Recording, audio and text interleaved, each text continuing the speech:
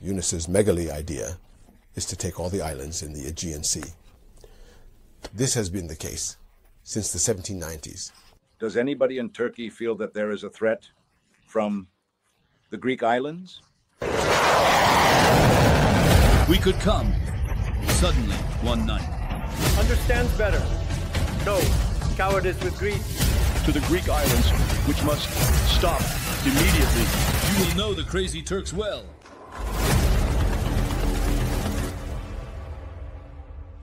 The creaky one's gravelly.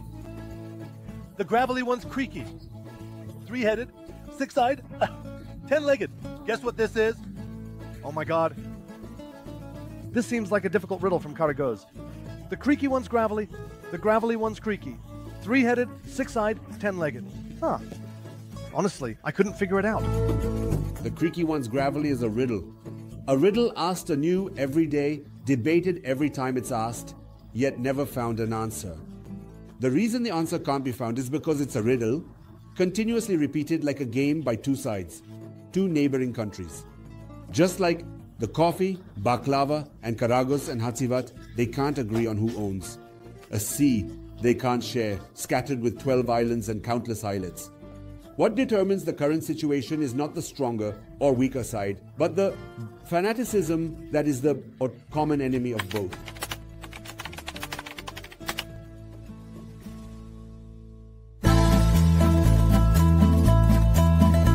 Ultimately, the deepening borders due to the political fanaticism of the two countries turn into a loss of tremendous economic and cultural potential.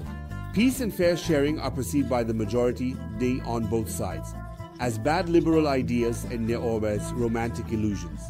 The majority is not really that important actually, because the same majority sheds tears for the love of Nazlı and Nico. Eleni and Emine raise a glass at every opportunity. Yorgo and Ahmet dance the sirtaki. Naluna jewelry, Naluna jewelry, Naluna jewelry, Naluna jewelry. The real competition is not between the F-16s, but at the dining table and on the dance floor. And no matter the outcome, the day ends arm in arm. So why are Karagöz and Hacivat bickering? In the 11th century, peace meant harmony, agreement, and happiness.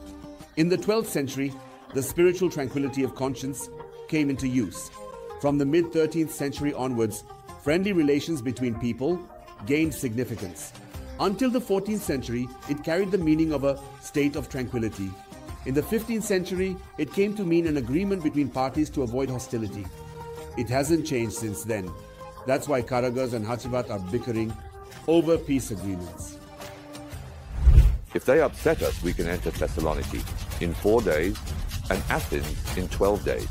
We would turn Greece upside down. Apopiraton Turk was found to be listened to for the money plan. Bora, or the Greek Air Force, has the capability to launch a surprise attack against Turkey. What are you saying? Να τους θεμισφιούμε ότι μεν θεωρήσεις μπορεί να γίνει. Σεις συνδικητού Μοντρέ. You are my ally. How do you come here and show me missiles, big-headed Mitsotakis?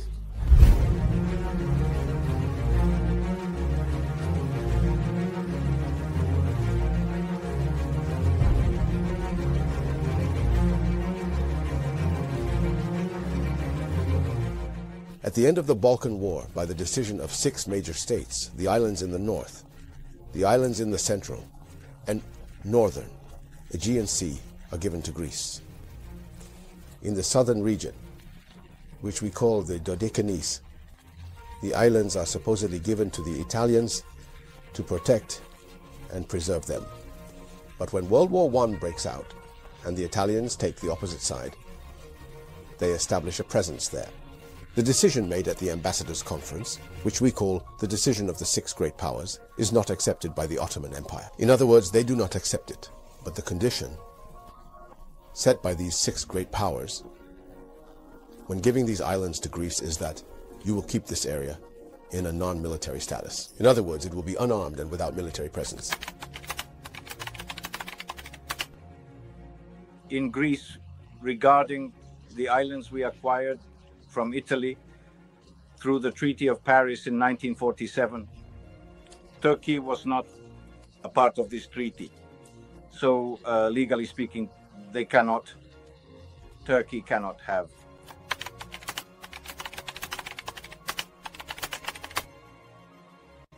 In other words, at a table where Turkey is not present, taking the islands that were taken from Turkey and given to Italy, and then taking them from Italy to give to someone else, is contrary to, invalid, and null according to the last paragraph of Article 16 of the Treaty of Lausanne.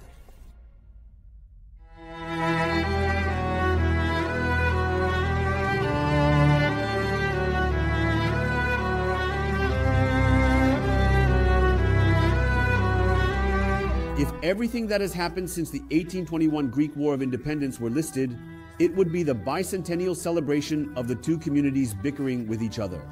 Neither community has forgotten the pain of past wars, the displaced, and the lives lost. They feel the whispers of the victims' souls, but they don't remember what caused them to turn against each other. If the Anatolian mother goddess Cybele existed, what would she say about what her children, who lived on the same land for thousands of years, have done in the last 2 centuries? Isn't the moment when all tragedies turn into a common tragedy the act of being displaced?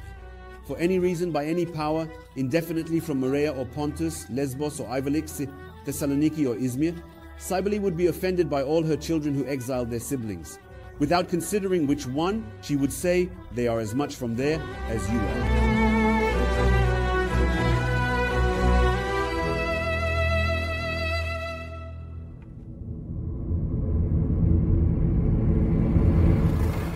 In 1923, after the end of World War I and the War of Independence, following the discarding of the Treaty of Sèvres, in the Treaty of Lausanne, these islands, which were already practically lost, the ones in the north and the middle, are given to Greece. The ones in the south, including the Dodecanese Islands and Mace, are given to Italy. There are 23 such islands. All 23 of these islands were given, on the condition that they remain in a non-military status. Regarding the Treaty of Lausanne of 1922, there is a provision for the demilitarization of the islands and also of the Dardanelles Straits.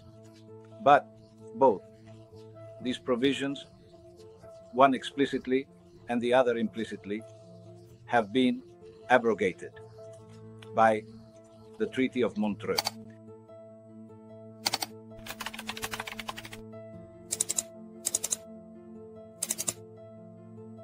Which restored the possibility for Turkey to militarize the Dardanelles Strait.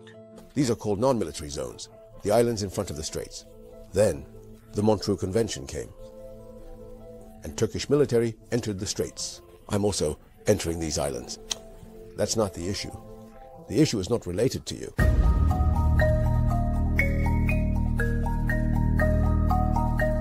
Recently, we have had many legal and political arguments from the Turkish side regarding the demilitarization of these islands.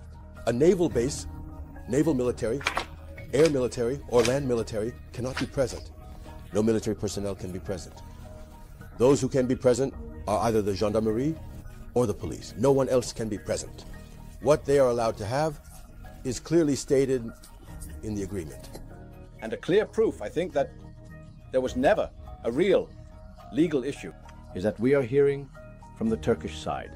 Only recently, the argument about this, famous, and in my understanding, completely baseless. Obligation of powers to demilitarize the islands. It says in the agreement that they can have a revolver. Revolver means a handgun, a sword, and a rifle.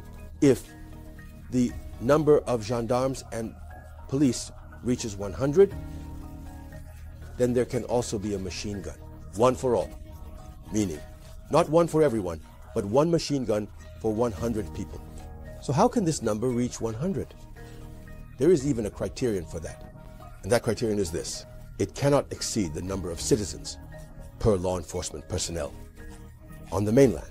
The issue of demilitarization of the islands, and even more, the connection of demilitarization with the Greek sovereignty over them, is not a real legal or political issue. In my understanding, it has been raised by Turkey for reasons of diversion. So why these islands to Greece? Why were they given to both Italy and Greece in a non-military status? Why? I mean, where did this non-military status come from? Why did Ataturk fight for this? Why Ataturk? These islands were already practically out of our hands.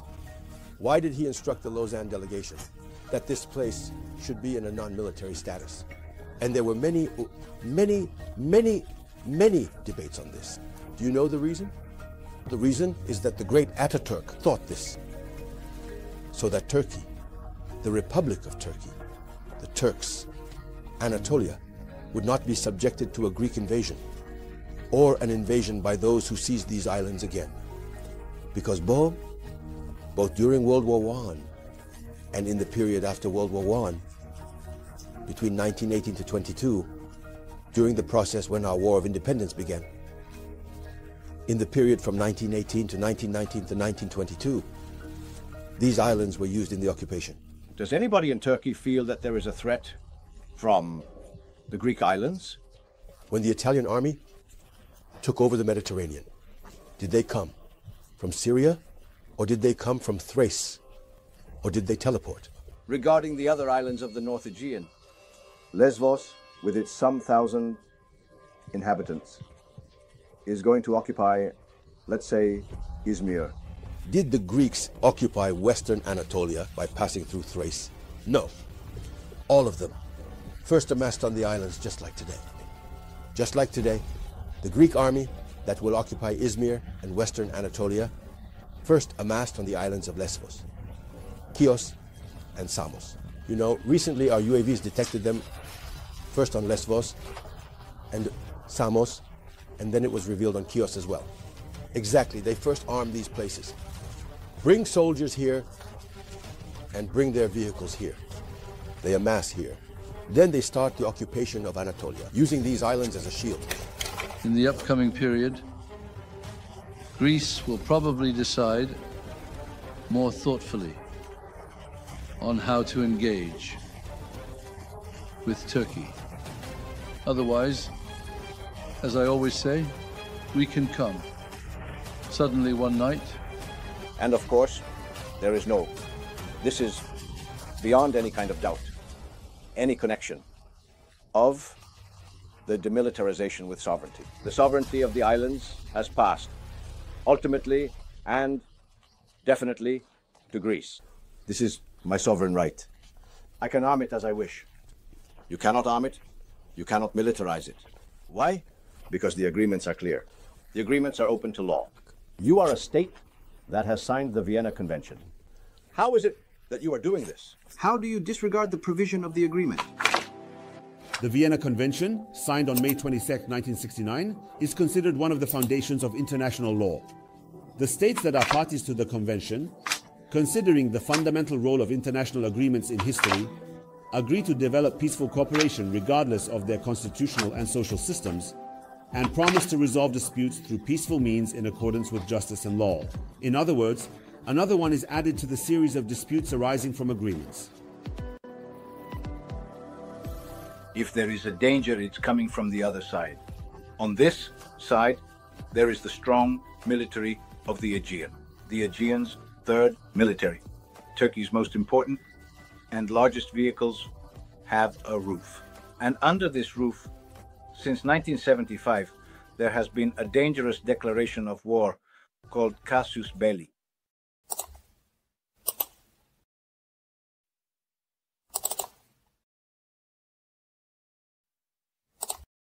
Turkey, until today, has been transferred to any Greece. Did it fire a shot at the islands? Even during the 1974 Cyprus peace operation, it didn't do this. Was a bomb dropped from a plane? Or were troops landed somewhere? Has such an event happened until today? No. So, if it didn't happen then, there is no right to self-defense. You can't tell me that a right to self-defense has arisen.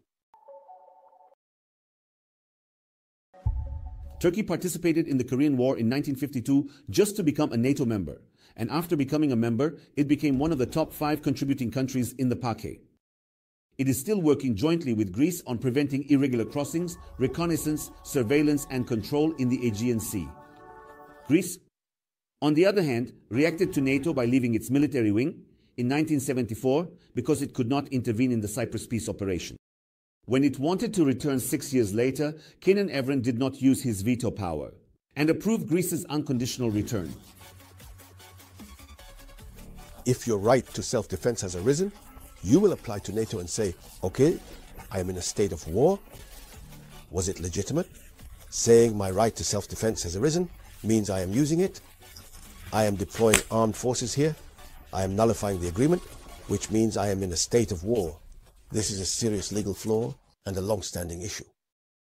The system's formal presence and military presence, social defense, in silence. This is what Ataturk says. He says, to avoid encountering such a situation again, there will be no soldiers on these islands. This is a very important matter. This is the reason for it. And Lord Curzon says this during the Lausanne negotiations. Why is it in a demilitarized status? It's already written in the Lausanne records. Why in a demilitarized status? Lord Curzon, who chaired the Lausanne conference, says it's to not pose a threat to Turkey.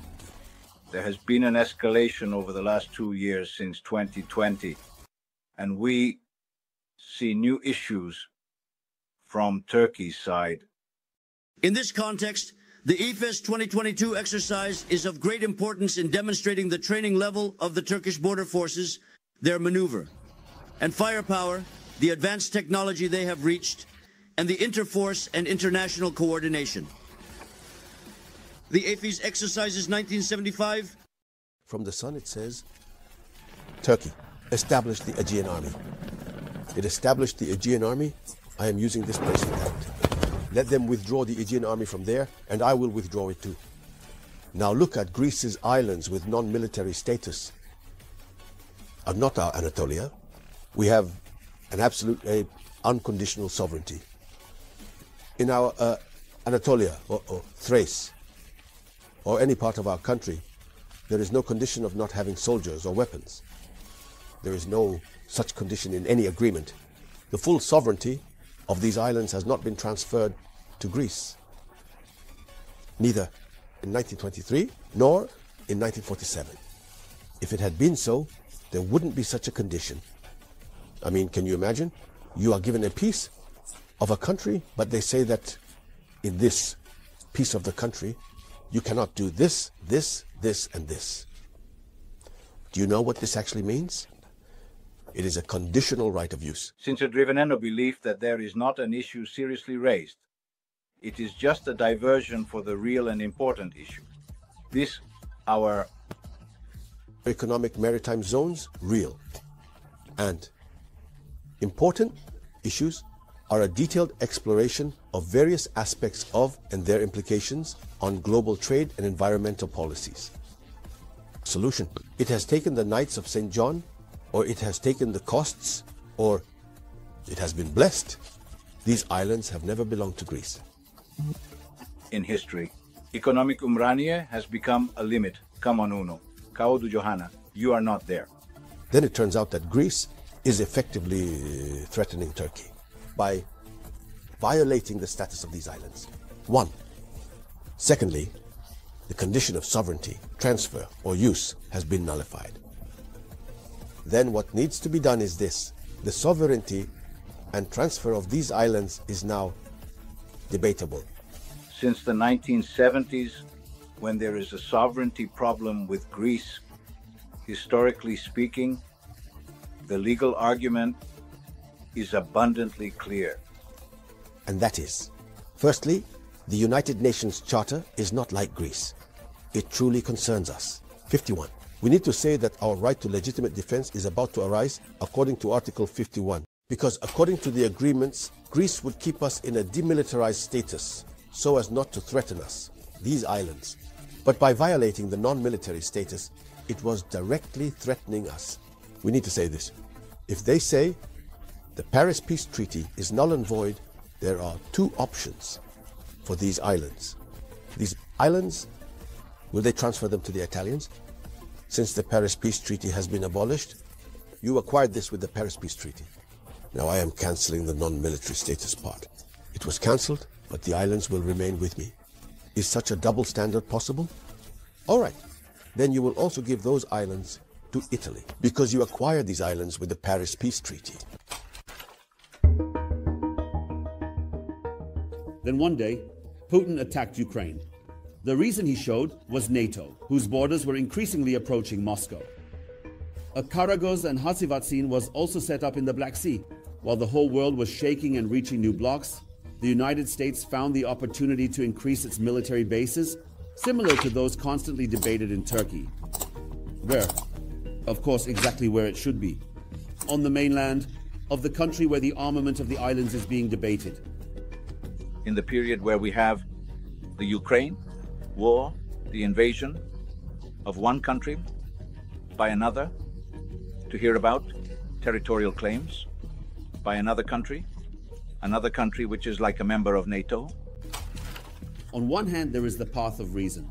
No matter how much Greece arms the islands, it cannot pose a military threat to Turkey.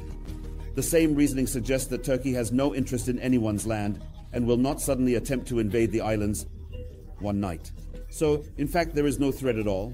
On the other hand, there is international law.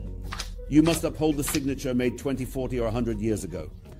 In this situation, those who should really be thinking are the voters of the politicians who allocate scarce resources to armament. Those politicians who have spent years distracting with continental shelves, territorial waters, 3 miles, 6 miles, Kardak, and dogfights to gather votes. But they couldn't carefully find a solution to what they saw as a problem. The eyes, ears, and hearts of those living on both sides of this water have always been on the opposite shore, and it will continue to be so, whether you agree or not. You absolutely, certainly, indeed want Moses, the very much tempted. But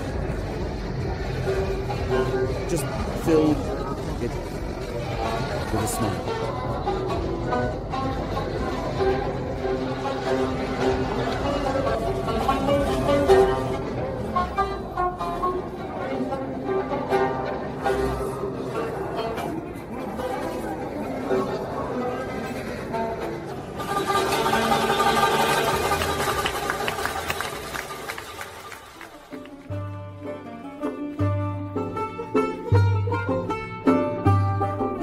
Oh, completely and utterly surrender to it.